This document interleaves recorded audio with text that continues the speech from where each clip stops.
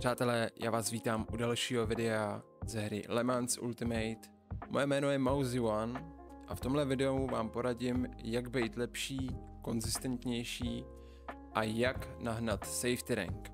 Ze začátku, pokud se přihlásíte poprvé do hry, jste začátečník, budete mít svůj driver rating i safety rating B3 a B0. Co to znamená? Totální základ, nemáte zatím možnost jezdit v intermediate závodech, nemáte možnost jezdit v advanced. Tudíž váš momentální úkol je získat safety rating. Pokud získáte lepší safety rating, budete mít k dispozici mnohem víc závodů a věřím, že vám to alespoň něco dá. Tím, co by vám to mělo dát, co tím myslím? Pokud se prvně objevíte v beginner racech, ty závody můžou být strašný. Z osobní zkušenosti to znám.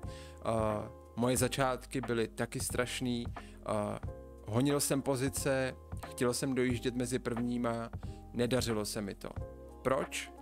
Protože jezdíte v divizi, kde jsou samí začátečníci a absolutně nemají šajna. Co jedou za trať, jak auto funguje a co mají vůbec dělat. Tudíž, pokud vám můžu poradit, přesuneme se do hry, podíváme se na trať Le Mans. Je to jedna z tratí, kterou určitě potkáte v daily a myslím si, že to je jedna z takových legendárních tratí, kterou máte šanci se dobře naučit. Ta trať je svižná, je tam spoustu rovinek, jsou tam Porsche zatáčky, ve kterých potřebujete, aby vaše auto drželo, aby se vám nestávalo to, že pojedete do zatáčky a váš zadek udělá tak a automaticky vás to pušne do spinu.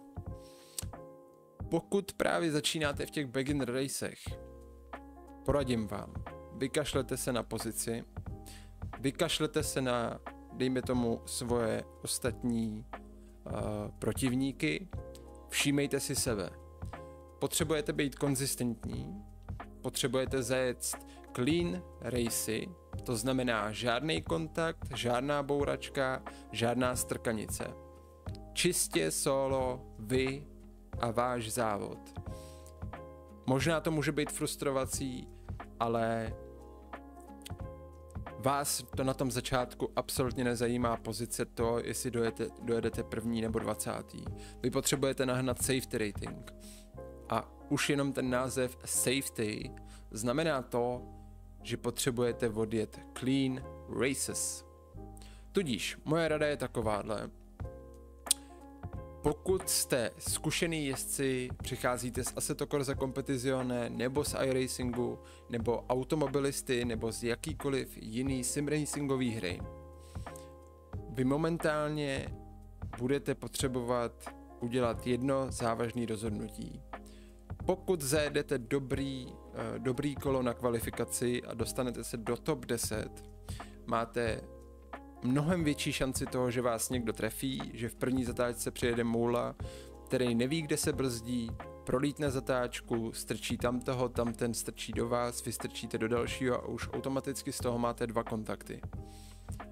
Nejlíp, co byste mohli udělat, je startovat vzadu.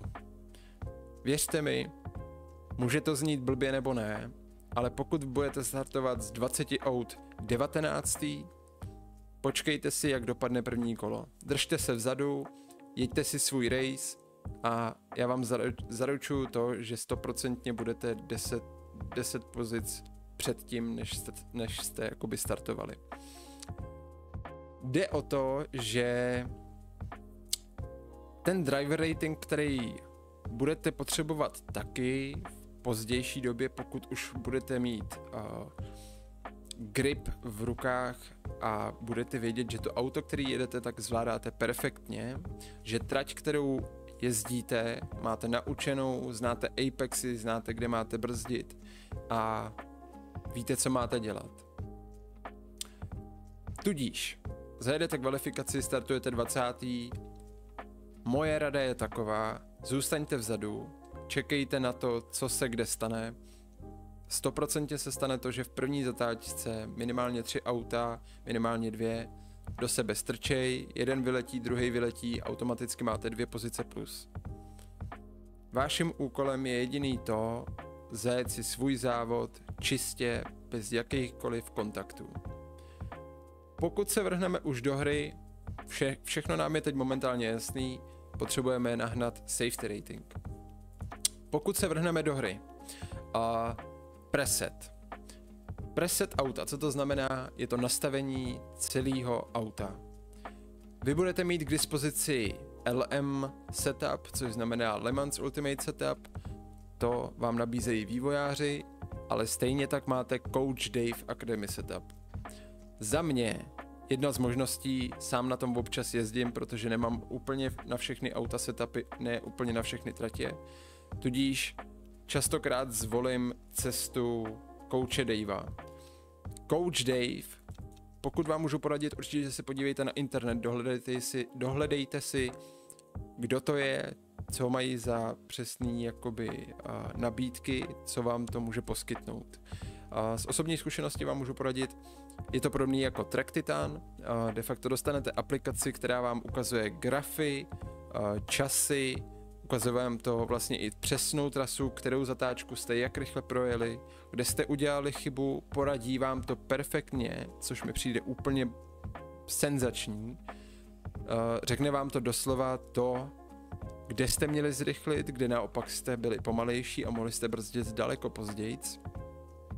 Takže za mě je jedna z věcí, na kterou určitě doporučuji se mrknout, hodím vám to dolů do popisu, 100% na to mrkněte.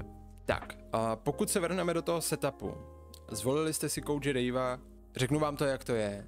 Je daleko lepší vzít nějaký setup přednastavený od někoho, který je stabilní, i kdyby pomalejší, než se snažit sám vymýšlet jakýkoliv taktiky toho, jak si sám nastavit auto. Pokud těm setupům rozumíte, nikdo vám nedává nějaký jakoby příkaz k tomu, abyste měli používat to nebo to.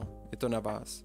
Moje osobní rada je daleko lepší mít safe setup, u kterého vám auto promine chyby, promine vám velký probrždění, v zatáčkách vám promine i prudký pohyby, protože bude stabilní a určitě vás nechá dojet závod prostě tak, jak vy potřebujete, tudíž můžete se na něj spolehnout. Myslím si, že to je jedna z věcí, kterou za začátku budete opravdu potřebovat. Pokud se vrhneme na samotný setup, máme auto nastavený. Moje rada z prvního videa, pokud máte Logitech G29 nebo Trustmaster TMX nebo jakýkoliv starší volant, který nemá pedály s load cellem, myslete na ten pedal force. Klidně si to nastavte na těch 95, můžete jít i níž, je to čistě na vás. Teď dejme tomu, budeme těžit z toho, že setup máme, že ten setup, který jsme momentálně nastavili, ať už od vývojářů nebo od Coache Davea, je ten, který my momentálně potřebujeme. Tudíž zvolili jsme Coache Davea a můžeme se vrhnout na trať. Proč mám teď momentálně Porsche? Je to jedna z věcí, kterou vám taky chci ukázat. Porsche, ačkoliv je těžký auto, pokud na něj máte ten stabilní setup, dá se na to auto spolehnout, dá se s ním jezdit a není úplně takhle. Budete s ním potřebovat 100% grind.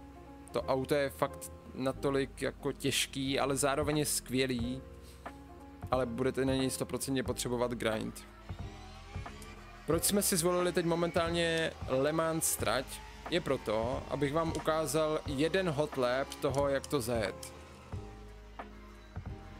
Tudíž, kromě povídání o tom, se teď momentálně vrhneme na to, kde vám pustím samotný video z replaye, kde si projedeme samotný jedno kolo. Tak, momentálně se vrhneme na hot lap. Furt jsem přemýšlel, jestli vám u jednotlivých zatáček zastavovat, ale myslím si, že pro vás konkrétně bude daleko lepší, když si budete všímat, kde s tím autem brzdím, jak do těch zatáček najíždím a celkově projedete si, dejme tomu, jedno kolo se mnou, OK? Já vám to nechám bez komentáře, tak ať si můžete v klidu, klidně pozastavte si to video, Pokud projedu nějakou zatáčku, přetočte si to zpátky a všímejte si, kde brzdím, OK?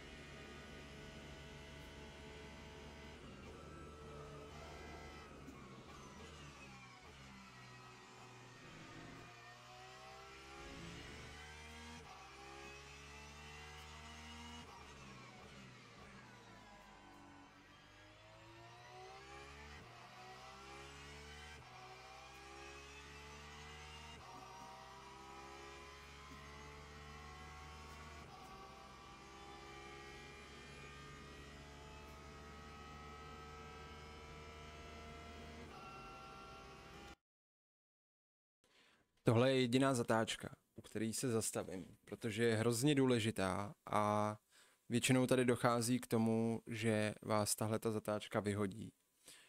Vy nepotřebujete brzdit tady na plnej, jo? Pamatujte si to, nepotřebuju brzdit na plnej. Ty zatáčky, Porsche zatáčky jsou hrozně svižný, tudíž vy, pokud byste tady v té první zatáčce až moc zabrzdili, vaše auto dostane spin. Z 80% dostane spin. Jo, tudíž poslouchejte ten zvuk a všímejte si, jak moc brzdím. Tady v té zatáčce používám tak půl brzdy. Nevím, jak vám to jinak popsat, ale je to tak nějak půl brzdy. Nedávám úplně plnej, ale tak lehce, hodně citlivě dávám tu brzdu. OK? Je tam hodně důležitý to podřazení. A kde tady brzdím? Zelený bod. OK? Zelený bod. Vždycky DHL line nebo zelený bod. Jedu na meziplyn, dávám plnej. Meziplyn, zase plnej. Meziplyn, chvíli plnej, povolím, tak abych dostal to auto co nejblíž tomu Apexu, nejvíc k těm krbům. klidně si tady podřaďte, potřebujete to prolítnout 100%, nepotřebujete rychlost, potřebujete vědět, že to projedete v pohodě a že se vám nemůže stát toho, že se vybouráte.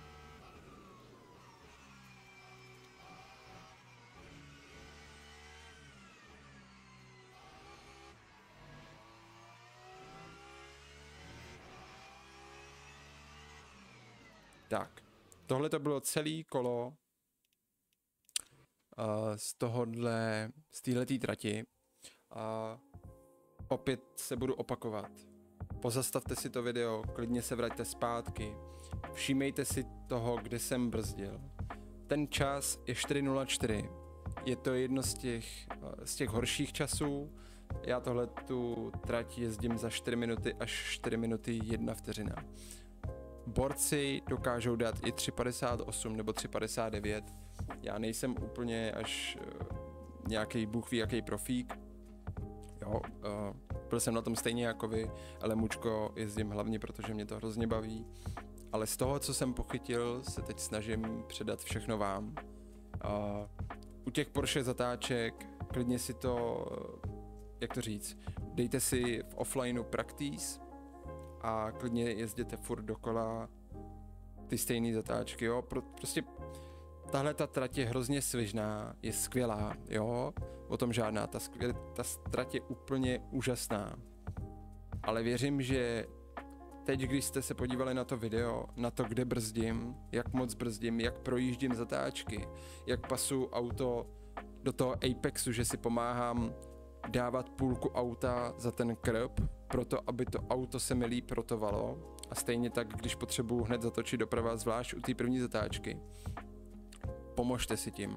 Fakt nebojte se toho, neříkám, máte tam šanci track limitu, když to přeženete. Ale pokud to pojedete jako já, že tam dáte fakt čtvrtku, max půl auta, dá se to úplně v klidu projet a hrozně vám to pomůže, budete tak konzistentnější v těch zatáčkách a 100% budete mít šanci na to zajet super závod. A když se vrátím k tomu safety ratingu, já jsem vám na začátku něco říkal, držte se toho, jo, když jsem začínal, byl jsem hrozně dlouho B0, nemohl jsem se dostat na lepší safety rating a pak jsem přímo zkusil to, řekl jsem si, sedu na to, já nebudu hantit pozice, já teď momentálně potřebuju safety rating pro to, abych se dostal na lepší závody, abych si mohl začít jezdit i hypercary, abych se pak dostal na advanced závody, kde nemáte žádný asist, čistě váš setup, ale nejsou povolený žádný asisty, je to už fakt řízení jako řízení.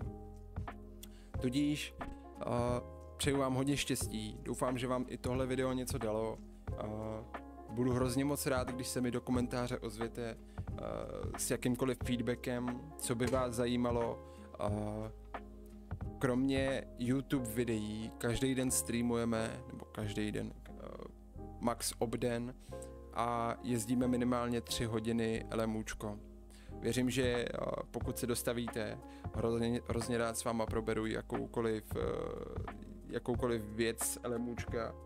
Mimo LMUčko probíráme i prostě život, jo, je to hrozně uvolněný, ale převážně se soustředíme na LMUčko.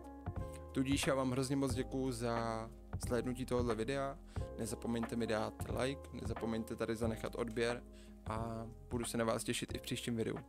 Čau, čau.